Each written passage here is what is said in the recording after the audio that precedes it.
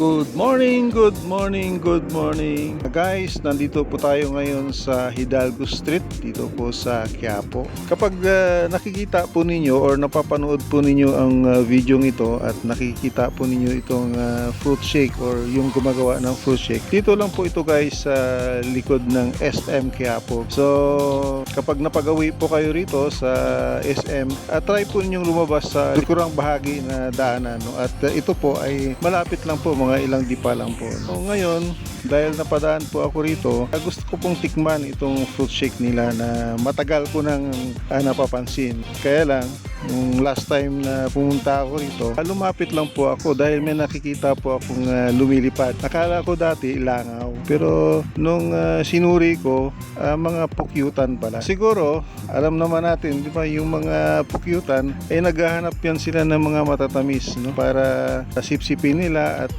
dalhin pabalik sa kanilang beehive. So, sabi ko, wow, siguro masarap ito dahil nagustuhan ng pukyutan. At syempre, baka hindi siya commercial or hindi siya artificial, no? Yung ginagamit nilang sugar, no? Kasi di ba yung mga pukyutan sumisip-sip yan ng mga nectar ng mga flowers, di ba?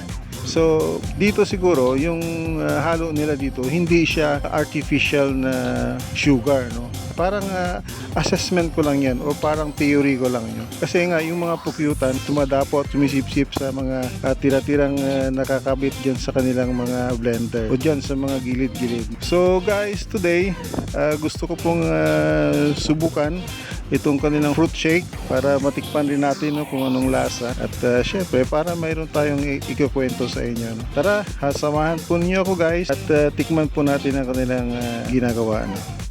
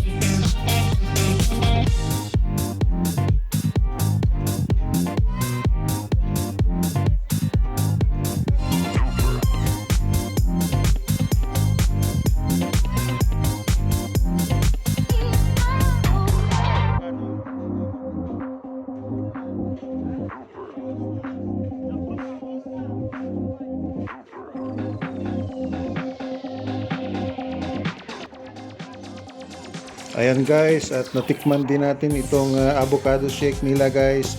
Napakasarap ng lasa guys, no? Gustong gusto ko siya, no?